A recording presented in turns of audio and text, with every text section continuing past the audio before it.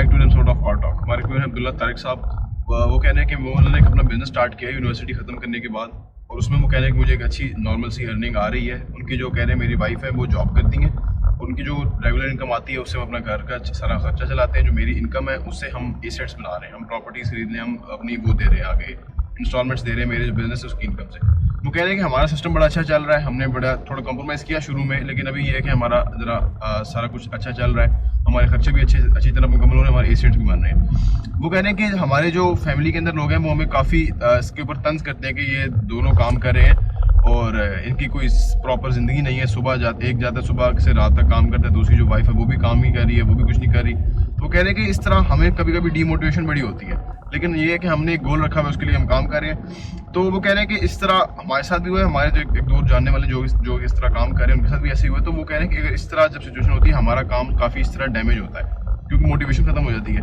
तो वो कह रहे हैं इसको किस तरह बंदा इससे बच सके और किस तरह इसको बाईपास कर सकता है, आइए बात करते हैं।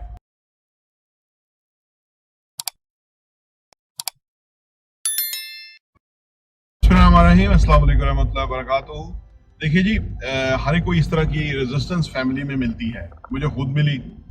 इसका तरीका ये है कि आप देखिए कुछ भी होता है ना अल्लाह ताला की तरफ से ना, वो बेहतरी के लिए होता है। एक बात ये याद रखें, मुझे जब हुआ इसे कोई 20 साल पहले, तो मैंने फिर पक्का जो है ना हर एक को शटअप कॉल दी कि भाई मेरे मामलात में आपने इंटरफेरेंस करनी नहीं है। पहली बात यह है कि किसी से पूछना नहीं है आपने जो करना है, क्योंकि आपको पता है कि जब मशवरा कर लेंगे ना, मसला ये होता है कि आप मशवरा कर लें अपनों से, वो अगर आपको कह दें ये नहीं करना, फिर आप करें तो बुरे बने, सही है ना, वो कर लें तो फिर और बातें निकल आती हैं। तो लिहाजा मसला ये है कि आप उनको कहें कि आप अपने बिजनेस तक, अपने काम तक आप अपना इंटरफेरेंस ना करें। जो लोग ये करते हैं ना खानदानों में, वो समझते हैं कि काम अच्छा। पहली बात ये, हमारी कौम का अलमिया डायलमा, हमारी कौम काम को अजाब समझती है, सही है ना। जापानी कौम काम करती है, यूरोपियन ममालिक प्रोडक्ट्स बनाते हैं, हमारे सामने चीज़ आती है। अमेरिकन कौम काम करती है, इतनी ज़बरदस्त चीज़ें बनाते हैं। चाइना काम करता है, दुनिया सारी काम करती है और हम उनसे भीख मांगते हैं क्योंकि हम काम को हराम समझते हैं, काम को आर समझते हैं। काम हमारे लिए मौत है, भार है। प्रोडक्टिविटी उनकी देखें सुबह से शाम तक जीरो है, बल्कि माइनस है, क्योंकि वो चुगलखोरियां शिकारियां इस तरह की करेंगे तो उनकी प्रोडक्टिविटी सिफर है। इंसान देखो, इंसान को अल्लाह ने भेजा ना, ये हमें भूलना नहीं चाहिए। इंसान को अल्लाह ने भेजा है तो इंसान को अल्लाह ने किसी मकसद के तहत भेजा है। हम लोग यहाँ आके ये समझ गए शायद उनको अल्लाह ने भेजा है कि जाओ जाके खाओ पियो याशी करो और फिर आ जाना, मैं माफ करने वाला हूँ। नहीं, उनको ये अपनी जिंदगी का मकसद नहीं पता। अगर किसी की जिंदगी का उसको मकसद नहीं पता और वो उसे अपने मकसद के ऊपर नहीं है, तो उसमें और हैवान में जरा बराबर फर्क नहीं। हैवान भी बच्चे पैदा करता है, खाना पीना करता है, हक देता है, मूत्र लेता है, मर्द भी वही करता है। तो मर्द और औरत ये जो जानवर और इंसान में तो कोई फर्क ना हुआ। इंसान का फर्क यह है कि उसके अंदर एक मकसदियत होती है, उसके अंदर एक जिंदगी की उमंग होती है, जिंदगी में वो आता है, अल्लाह उसको मोहलत देता है, वो अपने होने से एक डिफरेंस और इम्पैक्ट क्रिएट करता है। अगर कोई इंसान वो नहीं करता तो वो इंसान ही नहीं है, आप समझ लो, या वो कैसा इंसान है, ठीक है ना। तो हमारे लोगों का मसला ये है कि आपने देखा होगा कि मैं अक्सर आपने नोट किया, जो नौकरी करने वाले लोग हैं ना, कईयों को तो हफ्ता और इतवार छुट्टी होती है। हफ्ता और इतवार उनका आराम ही नहीं खत्म होता। 2 दिन डट के आराम करते हैं, फिर 5 दिन के लिए काम के लिए तैयार होते हैं। जिनकी इतवार को छुट्टी होती है, इतवार को आप देखें तो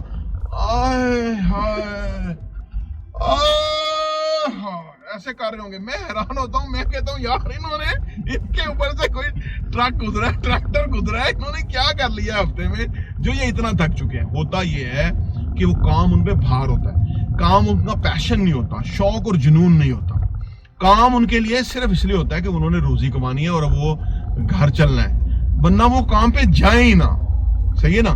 वो दुआ करते हैं बॉस मर जाए, कंपनी तबाह हो जाए, कुछ हो जाए, छुट्टी हो जाए।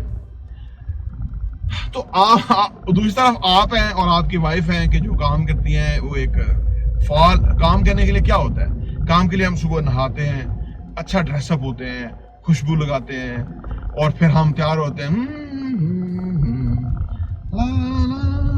अब क्या ये मूड अच्छा हो रहा है, ये हमें मजा आ रहा है काम पे जाने का, क्योंकि हमें पता है कि हम काम में जाएंगे तो हम कुछ करेंगे, कोई डिफरेंस आएगा, हमारे जाने से फर्क आएगा।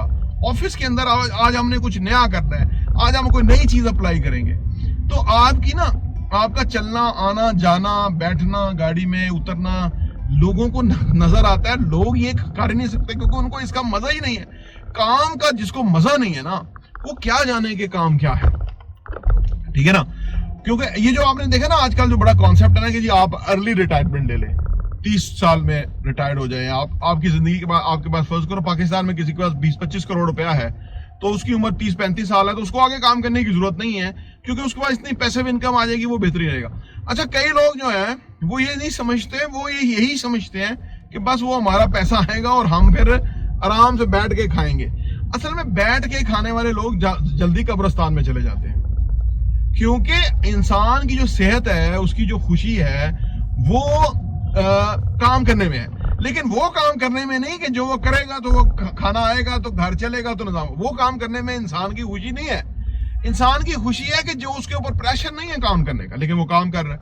फिर आप 100 साल 80 साल तक जीना चाहते हैं, ज्यादा जीना चाहते हैं, आप एक्टिव रह सकते हैं, ठीक है ना। तो जो लोग अर्ली रिटायरमेंट की बात करते हैं ना, जो आज के दौर के अंदर बड़ा फैशन है ना कि एक यंग एंटरप्रेन्योर है, उसने 30 साल में वो कर लिया, और आप वो कहता है मैं अपने रिजाइन कर गया हूँ और मैंने CEO की पोजीशन में किसी को बैठा दिया और मैं अब जो है ना फ्री हूँ, मेरा बिजनेस चल रहा है, मेरा काम लोग कर रहे हैं और वो चल रहा है। इस तरह से वो काम कर रहे होते हैं, लेकिन वो काम नहीं कर रहे होते कि जिसमें गधे की तरह काम करना पड़े। वो काम कर रहे हैं जिसमें वो दिमाग के साथ काम करते हैं और उसका लुत्फ लेते हैं। मैंने अर्ज किया ना, हमारे लोगों को काम का लुत्फ लेने का असल में लत ही नहीं लगी, मजा ही नहीं आया, पता ही नहीं है, ठीक है ना। तो इसलिए वो काम से जी चराते हैं। आप काम के अंदर इससे आप डीमोटिवेटेड ना हो। देखिए कुदरत का सिस्टम है, 5 भाई हैं, 4 भाई हैं, 4 बहनें हैं, 2 बहनें, हर एक के अपने अपना सोचने के अंदाज है, ठीक है ना। अल्लाह ने तभी तो ये मेरे सामने इतने घर हैं, इधर उधर भी घर हैं, इसलिए तो अल्लाह ने इतनी दुनिया क्रिएट की है, इतने घर बनाए, शहर बनाए, गांव बनाए, देहात बनाए। हर कोई अपनी तरह से सोचता है और उसको अपने घर में सोचने का पूरा राइट है। आपको अपने घर पे सोचने का राइट है। ये जो हमारे कल्चर है ना कि हमारी जिंदगी में कोई इंटरफेरेंस करता रहता है, इस चीज से मैं सख्त नापसंद करता हूँ। मैं उस बंदे को बिल्कुल नापसंद करता हूँ जो दूसरे बंदे की जिंदगी में झांक के बातें निकाल के इधर उधर करे। मैं उसको बिल्कुल अपनी जिंदगी से आउट करता हूँ। मेरे जो है ना, मेरे ये समझ लो कि एक इंडिकेटर है। अगर कोई चुगली करने वाला, गीबत करने वाला मेरे सामने कुछ, अगले के सामने कुछ, उसको तो मैं बस कत्ल नहीं करता, बाकी सब कुछ के साथ करता हूँ, क्योंकि वो इंतहाई घटिया इंसान है। मैं समझता हूँ चाहे कोई भी अजीज भी हो, उससे घटिया कोई हो नहीं सकता। मुर्दा भाई का गोश्त खाता है वो, सही है ना। तो उससे इस तरह की जो बातें करते हैं, आप समझिए कि ये इंतहाई घटिया वो है, माजरत के साथ कि ये आपको ना इस तरह का होना होगा इंसान। देखिए जिंदगी फिर नहीं चलती ना, आपको लाइन ड्रा करनी होती है। आपकी जिंदगी है, आपको अल्लाह ने आपसे पूछना है, आपकी मोहलत है, आप किसी को इंटरफेरेंस करने ही ना दे, इस तरह के बंदे को जो आपकी लाइफ के अंदर वो करता है। आप अपनी जिंदगी को बस इस सोच पे रखें कि मैं अपनी जिंदगी को और किस तरह से अच्छा बना सकता हूँ, लोगों का किस तरह मैं काम आ सकता हूँ। हम ये जो चैनल कर रहे हैं, हमारा कोशिश यही है कि अगर हमारी बात से किसी का फायदा हो जाता तो क्या बुरा है। थोड़ी कोशिश करनी पड़ती है, कोई नहीं मसला, ठीक है ना। हम खुद भी तो लर्न कर रहे हैं चीजों से ना। तो जिंदगी बेसिकली आपने अपनी जीनी है, आपको अपने तरीके से प्लान करना चाहिए, लोगों को अहमियत ना दे। वो मैं लंबी हो जाएगी, लेकिन मैं कहानी आपको बता देता हूँ कि एक बेटा और बाप, बेटा 10 साल का था, बाप जो है वो 60 साल का था। वो जा रहे थे, उनके पास गधा था, तो लोग बैठे हुए थे, उन्होंने कहा यार ये कैसे बेवकूफ है, एक गधे में बैठ जाए, एक पैदल हो जाए। दोनों पैदल चल रहे हैं, गधा भी खा लिया। बेटे को गधे में बिठा दिया कि अगले चौक में जाके, अगली जगह पे जाके। लोगों ने कहा देखो यार कितना बेवकूफ है बेटा, खुद जवान है, चल सकता है, बाप बूढ़ा है, उसको बिठाता, खुद पैदल चलता। उन्होंने कान में पड़ी, उन्होंने अगले जाके फिर चेंज कर दिया, बाप बैठ गया, बेटा पैदल। तो आगे जाके फिर लोगों ने कहा कि यार देखो कितने बेवकूफ है, देखो ना बाप तो बच्चे को थका रहा है, खुद बैठा हुआ है आराम से। उन्होंने सोचा यार ये तो गलत, तो सारे गलत हो गया। फिर उन्होंने ऐसा किया कि दोनों गधे पे बैठ गए। लोगों ने फिर अगले चौक में कहा कि कितने बेवकूफ हैं, गधे पे बोझ डाला हुआ है, एक बंदा बैठ उतर जाए, चल जाए, एक बंदा बैठ जाए।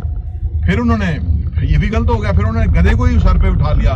तो गए तो बिल्कुल ही बेवकूफ है यार, देखो गधे को उठा के ले जाए, गधा चल रहा है, उस पर एक बंदा बैठ भी सकता है। दुनिया ये है, सही है ना, चाहे आपके अजीज हो, रिश्तेदार हो, गली मोहल्ला, बरादरी, ये सब जो है ना, ये दुनिया है। अगर आप इनकी केयर करते रहेंगे तो फाइनली आपने गधे को सर पे उठाया होगा। लिहाजा इनकी बॉदर ही नहीं करे। वो क्या कहते हैं, इमरान खान ने कहा था कि माइंड ओवर मैटर, है ना, कि ये लोग मैटर नहीं करते, मैं माइंड नहीं करता, ये लोग मैटर नहीं करते। मतलब आप देखेंगे कौन मैटर करता है, उसकी बात को आप समझें। जो आप समझते हैं कि इनकी ज़हनी सतह ये है, या इनका अमल ये है, या इनकी ज़िंदगी ये है, तो उनको आप अहमियत ना दें। आप अपनी ज़िंदगी ख़राब ना करें। अपनी ज़िंदगी के अंदर इंटरफेरेंस कम से कम लोगों को करने दें। और अपनी ज़िंदगी में, क्योंकि जो 5 लोग हैं ना आपके दाएं बाएं आसपास जो होंगे, उनकी आप एवरेज होंगे। जो भी बंदा आप देखें अच्छा है तो उसको आप अपनी ज़िंदगी में शामिल करें, जो गंदा है, ख़राब है, उसको निकाल बाहर फेंकें, क्योंकि वो आपकी ज़िंदगी को पीछे खींचेगा। प्रॉपर्टी इंटरव्यू देखने का बहुत बहुत शुक्रिया।